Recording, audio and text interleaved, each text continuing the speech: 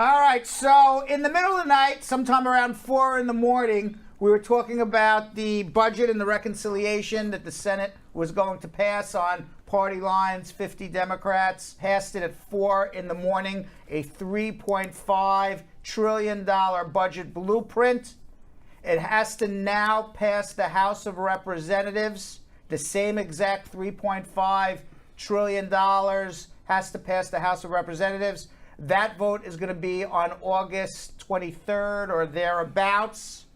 Then it will get very interesting, because right now what they did was they passed a pie of money. Now it's going to get interesting is they said $107 billion to immigration to fund an amnesty program. That is everything that they have agreed on so far. Mm-hmm. What is this amnesty program? How will this amnesty program work? Who will be included in this amnesty program? Will they charge a fee for this amnesty program? How long will this amnesty program last for? How long will you have to wait for a green card? Which groups are in, which groups are out? What if I'm in removal? What if I filed for asylum? What if I have a criminal record? What if I entered without inspection? What if I came back after being deported? Who's going to be in? Who's going to be out? We don't know yet. We're going to find out, because what's going to happen is after the budget blueprint is passed, it goes to individual Senate committees. And those individual Senate committees and those individual House of Representative committees are going to argue it out amongst the Democrats how to do this. Now, I am sure behind closed doors, they've already agreed somewhat. Right. They just haven't announced what it is yet. But they still have to get to the details. And the details, they have to agree in the Senate committee. They got to agree in the House committee. Then the House committee and the Senate committee got to come together and agree to the same exact thing. And then you got to get all the Democrats. Not one Democrat in the Senate can vote no. One Democrat votes no, that's the end of it. Ooh. They only have 4 Democrats in the House of Representatives who they can vote no and still pass this. And by the way, it's not just immigration. It's housing, tax reform, it's climate, it's everything in the budget for the United States of America. Immigration being a small sliver of a much bigger process. All of this has to be done on or before September 15th, because the U.S. government needs to be funded by October 1st. Now, already today, 2 Democratic senators, Senator Manchin from West Virginia and Senator from Arizona, Kristen Sinema, they've said they're not voting for $3.5 trillion. They're getting cold feet already. Uh-oh. So they already voted yes. And then they said, well, this thing better be pared down between now and September 15th. Donald Trump has already weighed in, that pumpkin from Palm Beach, Florida. Oh, gosh. He's weighing in saying the Democrats are a bunch of communists. They're going to let all these immigrants into the United States of America and ruin our beautiful cities and our beautiful country. So he's already riling up his base. So a lot of Democrats who are in for tough fights coming up in elections in 2022 or even 2024 that are in swing districts. Swing districts, there are some districts in the United States of America where congressmen and senators are that are always going to vote Democrat no matter what. Mm-hmm. Okay? So that Democrat can always vote his or her conscience and not worry about the politics of what's going on. You vote your conscience when you don't have challengers. You vote what you think is the right thing to do. But there are some swing districts. Sometimes the Democrats win, sometimes the Republicans win. And these swing districts are very centered, moderate districts. They're not progressively liberal. They're not ultra-conservative pumpkin land. It's somewhere in the middle. And these senators and congressmen have to straddle that line because they can't be too progressive and liberal and give the ranch out to everybody, raise taxes on everybody, because they may not be voted in. That's not what a moderate-centered voter wants to see. A moderate-centered voter generally wants to see social change, but it doesn't cost them any money. As soon as it starts costing people money in these moderate, centered swing districts, that's when you start losing the elections. It goes all the way even back to George Bush the first. Remember George Bush the first? Read my lips, no new taxes.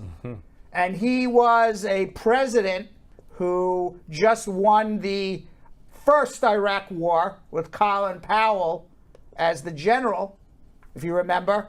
I think the Iraq war was won in 2-3 weeks, whatever it was. The United States, George Bush was riding a wave of everybody loved him. There was not a lot of loss of American lives. They liberated Iraq and Kuwait. And they didn't liberate Iraq, actually. They liberated Kuwait. They stopped from going into Baghdad, if you remember. But the point is, the election was 6-9 months down the line, or even 10 months down the line. It was less than a year. Nobody thought a Democrat was going to win. Remember, Bill Clinton won. Bill Clinton won. Because George Bush said, read my lips, no new taxes, and then he raised taxes. And then he lost all those swing votes to Bill Clinton, who had a theory. We still have that sign in our production room. It's the economy, stupid. Okay? That was Bill Clinton's their internal whole presidential campaign was, they didn't come out and say it's the economy, stupid, but all their internal memos within the Bill Clinton 1992 presidential election was it's the economy, stupid. Wow. So here again, swing voters are going to take it out on Democrats who could potentially lose the House of Representatives, potentially lose the Senate if their taxes start going up, and it's going to cost them money. People like to see social justice, people like to see social change, but people don't like to see anything actually change. They want to keep their money in their pocket, and they want to keep whatever benefits they have and whatever luxuries they have without costing any money. And that's, to me, my opinion on the swing state thing. So we already see 2 senators coming out worried that getting cold feet. Worried that maybe it's going to be too costly. It's going to be too much taxes. They could lose elections. They don't want to lose power. Right. So it's going to be a very big, I don't know what the word is, a very big thing for Joe Biden and the Democrats, Schumer, Pelosi, Biden, to get every person to agree on everything that everybody wants. See what happens. I'm optimistic. And you want to know why I'm optimistic? Why? Because Joe Biden was in the Senate for 30 or 40 years. Right. All right. This guy knows how to make a deal in the Senate, and he knows how to make a deal in the House. That's smart. Okay. And you just saw this in the infrastructure deal. Okay. Donald Trump, for 4 years, he couldn't get any bipartisan deal done in 4 years. Yeah, that pumpkin. I love that picture. That picture. Okay, that picture, I love that picture. He couldn't get a bipartisan deal done. But Biden knew how to negotiate. Politics is the art of compromise. He knew where to compromise. He knew where not to. He got that bipartisan deal done. So let's hope. Yeah. You can't lose any Democrats in the Senate, not one. And you could only lose 4 in the House, and they got to not only agree on immigration, but everything. Yeah. Other than that, nothing happens. We're going to know more each and every day. Somebody called me earlier. They go, what's the news today? There's no new news.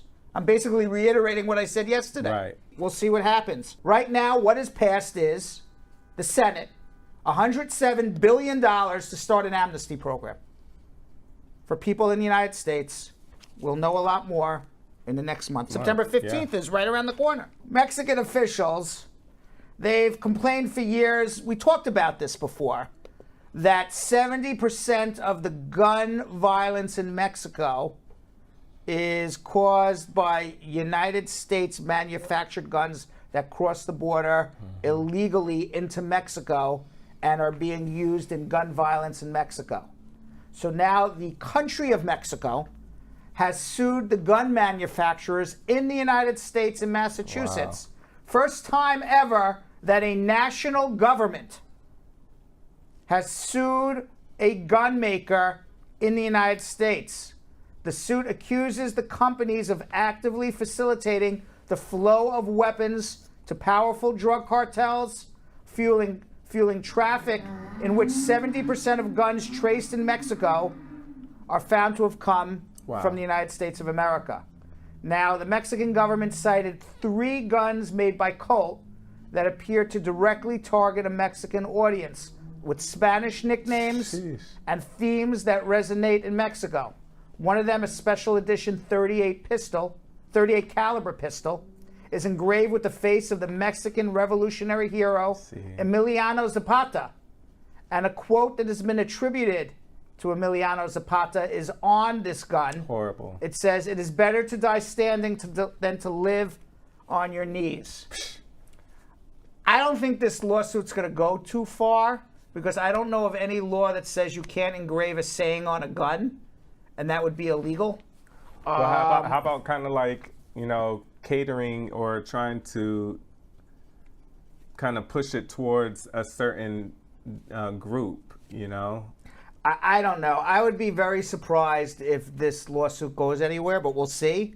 I'm far from an expert in gun control laws and this is a constitutional issue of, can a foreign government sue a corporation in the United States for violence that's happening in their country? Right. Because, this is not even violence that's happening in the United States. Isn't it being sold illegally?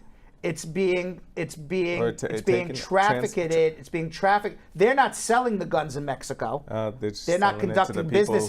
They're selling to people in the United States who are taking it over, and the gun manufacturers aren't doing anything about it. Right. So it's not as if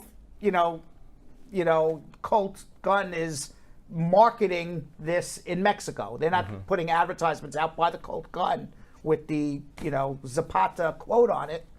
So I don't know if it's going to go anywhere. I think it's more political to get the Biden administration to do something about this, which hopefully they will. There's so much for the Biden administration to do. It's a lot. We were just talking about this budget. Guns. It's a lot. Guns. Now the Mexican government official says they've been closely watching several recent U.S. cases involving gun manufacturers, including a lawsuit brought against Remington by families of the children killed in the Sandy Hook school.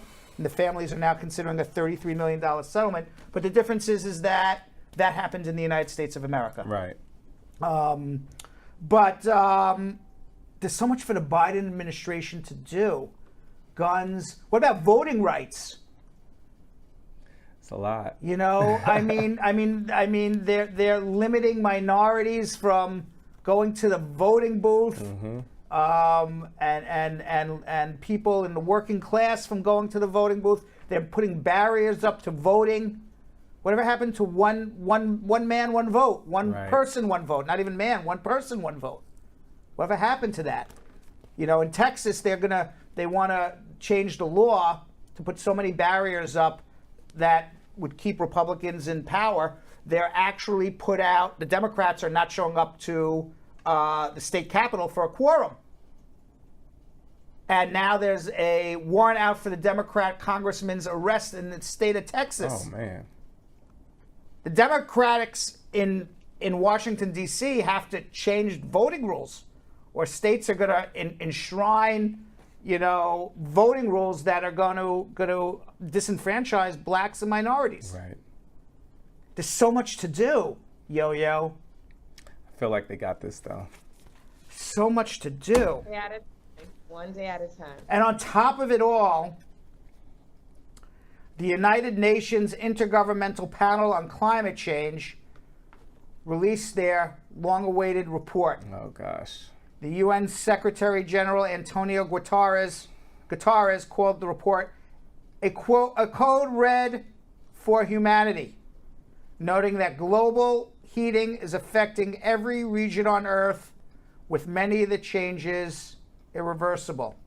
The report is 3,500 pages long, represents years and years and years of research, It is authored by more than 200 scientists from over 60 countries.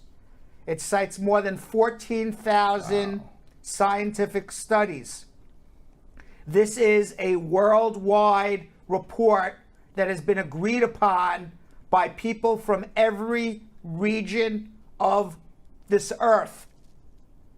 And this report blames global warming on who?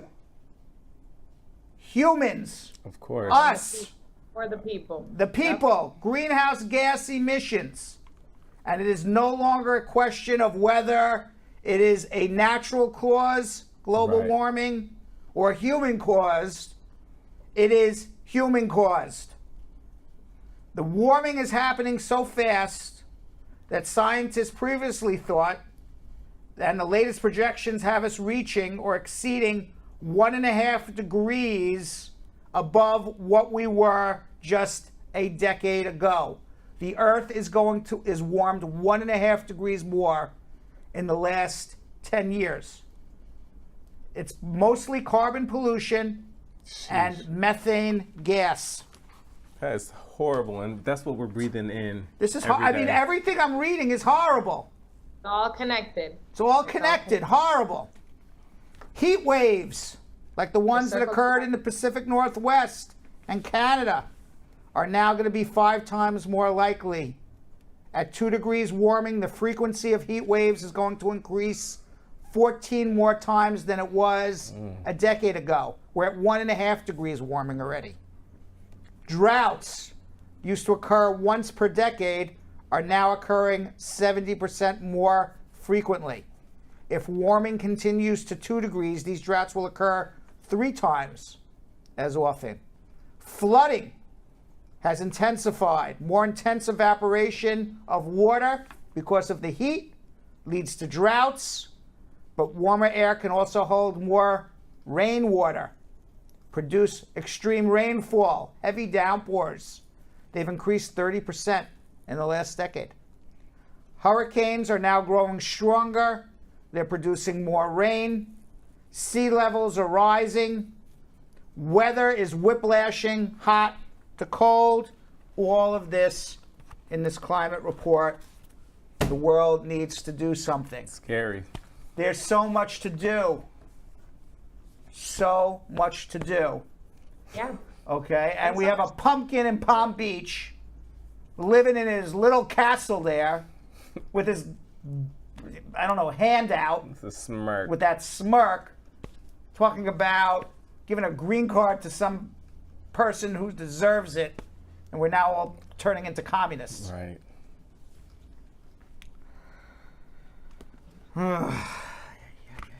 Is there any good news? Hump day. Let's go to coronavirus. There's no good news there either. This is Oh, a goodness. schmooze of bad news. Yeah.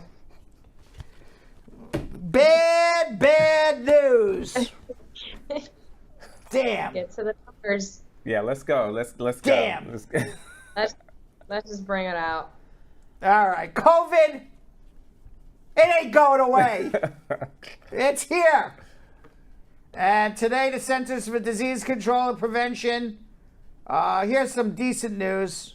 They said that pregnant people who do take the COVID vaccine, and then if you do get pregnant, there has been no increase in miscarriages due good. to women who have taken the COVID vaccine and then have gotten pregnant.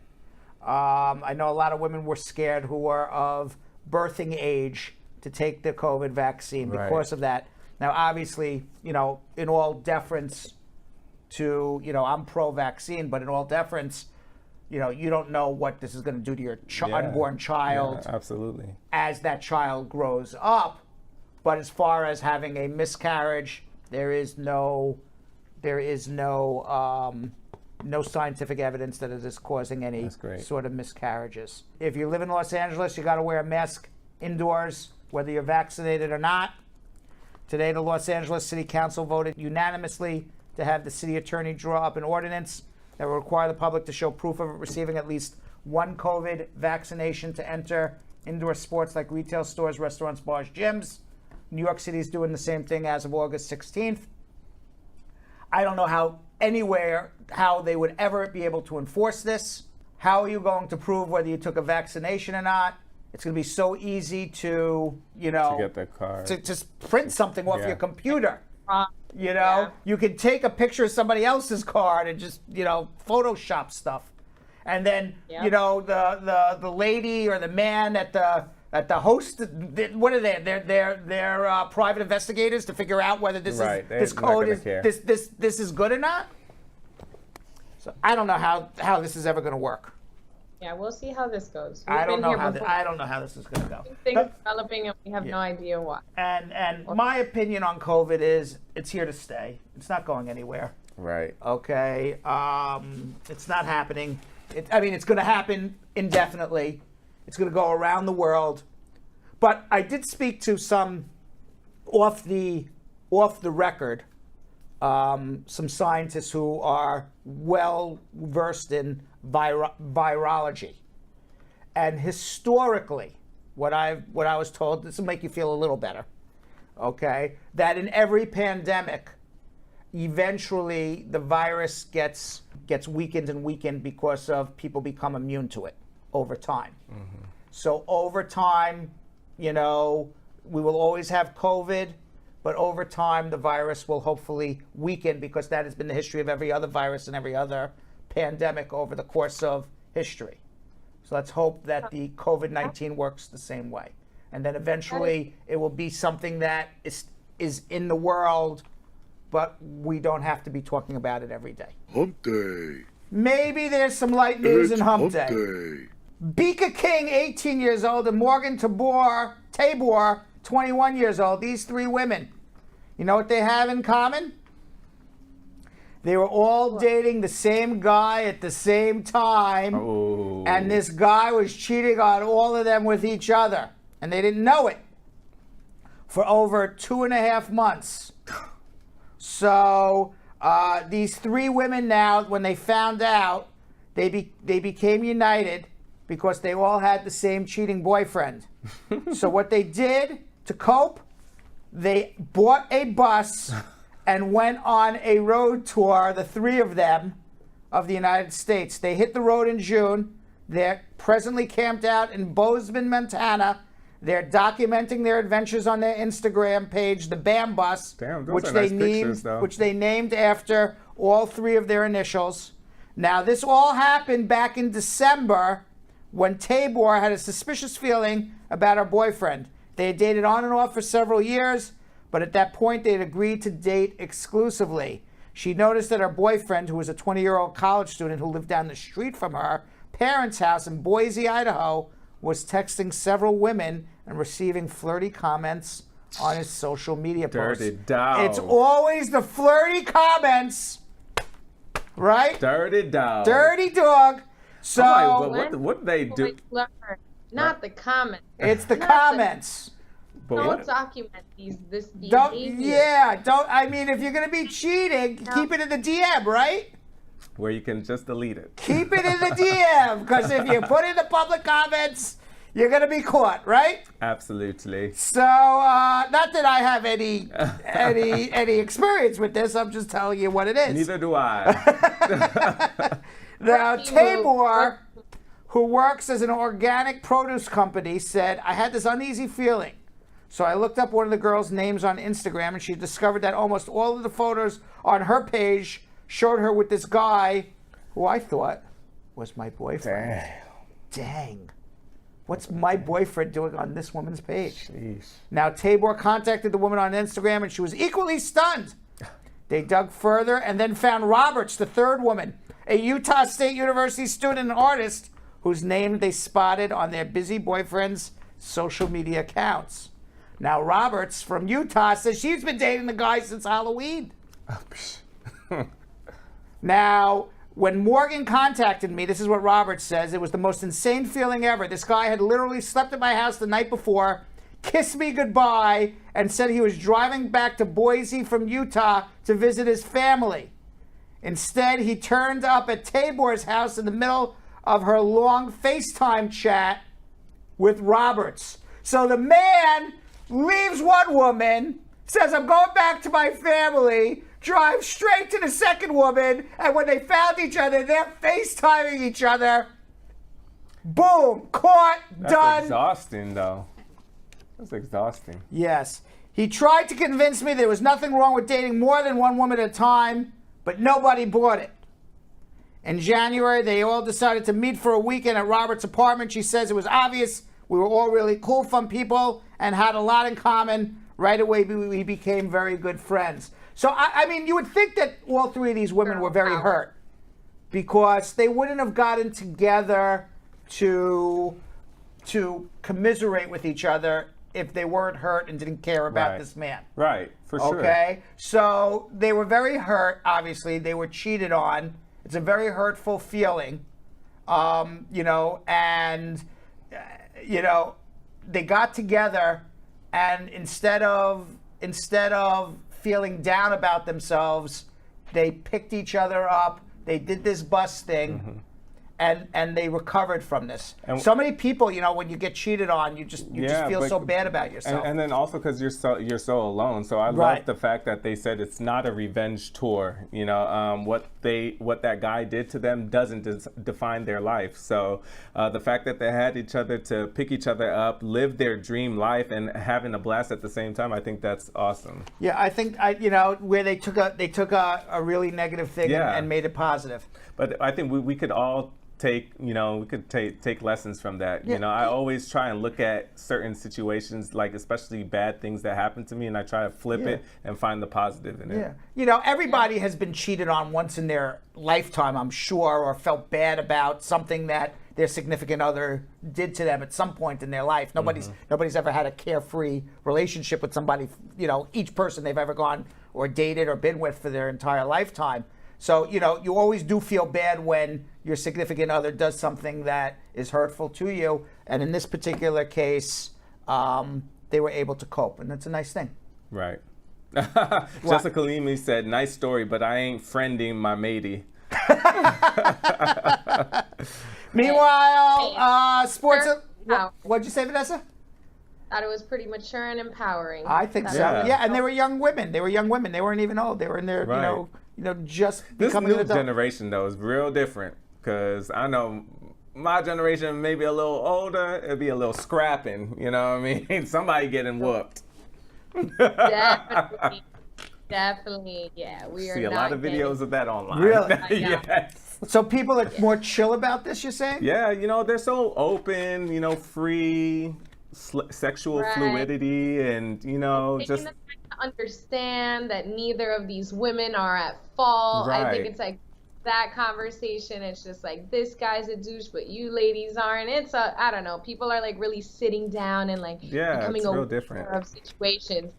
That's why you'll see in the comments, like even Dion reads that, don't friend your mate. Like, we ain't down for all of this type of talk. You know, but that's cool for them. Right. All right. I don't know if I would go on a bus ride with anybody for hell you got me twisted. No. But it's cute for them. Okay. They found a way to I guess make an Instagram account and get some followers. So I mean, look. Right, but that's what people do at their age. Yeah. All right. Meanwhile, Sports Illustrated Swimsuit Issue came out on July 22nd. Oh. The magazine has been putting out the swimsuit issue since 1964, and the 2021 issue showcases the most diverse group of women to date, including a plus-size woman and a 57-year-old woman as well. Wow. Yeah, this year's 3 cover stars are tennis great Naomi Osaka, Megan Thee Stallion, and Leyna Bloom, the first trans woman to appear in the issue and on the cover. Oh. Sports Illustrated swimsuit editor MJ Day told the Post, for years we've been working tirelessly to move the needle and change the conversation around beauty and acceptance. And here are some of the featured models. Tell me who you like. And tell me who you like too. Yumi New. She's a rookie.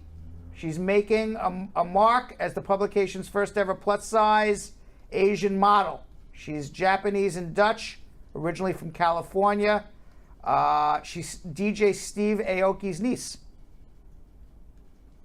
Oh, wow. Yes. I love skiing. And she's modeled for the past 12 years and is coming out with a plus-size clothing line, Blookie, later this year that focuses on sustainability. Danielle Harrington, she rocked the swimsuit issue in 2018 as the third black woman to ever appear on the cover. She's excited to return for her 5th year, flaunting her cornrow braids. Love it. A style that models rarely get to wear. That's awesome. Yeah. Jasmine Sanders, the 2020 cover star and 2019 Rookie of the Year. The German-American Sanders is 30 years old. She has 2 covers under her belt. She said it's very excited and very proud to be amongst a handful of black and mixed-race women on the cover, but it also highlights how much work we have to do. Lais Ribeiro, the Brazilian-born model. She's a former Victoria's Secret angel, 8-time Victoria's Secret angel fashion show model. And Ribeiro, 30, she's been working the runway since 2009. And we have 2 more. 2 more. We might as well go through everybody, right? Okay. Naima Tang, self-taught beauty vlogger. She's one of this year's 8 rookies. And the YouTube star born in Ethiopia has worked with several makeup lines, including Bobbi Brown and Fenty. Wow. And lastly, 57-year-old Kathy Jacobs is blowing rigid modeling standards out of the water. Jacobs began modeling in the 80s, and she has appeared in multiple advertising campaigns, including Third Love Her and body looks Soji Beauty. amazing. Yeah, she was also featured in Miley Cyrus's 2019 music video, Mother's Daughter. According to Jacobs, the only thing getting old is ageism. That part. She is now creating her own skincare line curated for women over 50. Love it. According to an article in the Sunday Irish Mirror, sex parties are springing up all over Ireland, Vanessa and Yo-Yo. You ready to go to Ireland? No, that won't be free. That won't be for you? No. You don't like sex parties? Nah, I'm Gucci. You're Gucci. Well, allegedly, couples forced to cool their ardour, is that a word, ardour? During lockdown are flocking to weekend orgies across Ireland. It's a big thing right now in Ireland, apparently, according to the Sunday Irish Mirror. One member of the swinging community says the orgies are taking place every Saturday night all over Ireland. Sarah, not her real name, says the scene is huge, but underground. She told the Irish Sunday Mirror it's a big middle-class and upper-middle-class thing. Oh. She says So in that's Dublin, money. the scene is big in Mount Marion, Killiney, and Dalkey. And she's attended at least 40 swingers parties in her own city. 40 in one city! She revealed the appeal is simple. You said what, Nesquik? She's attended or she's hosted? She's attended 40 in her own city. 40 different ones. Every Saturday. They're all over Ireland. It's a lot of work It's a lot. putting in. Yeah, because I mean, it's, you know, I would get tested if I were her. Yeah.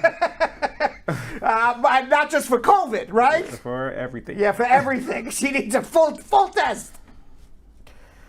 Yeah. She revealed the appeal is simple. It's to explore your sex life and try new things. So Ireland, they're really getting down there in Ireland. There we go. Luck of the Irish.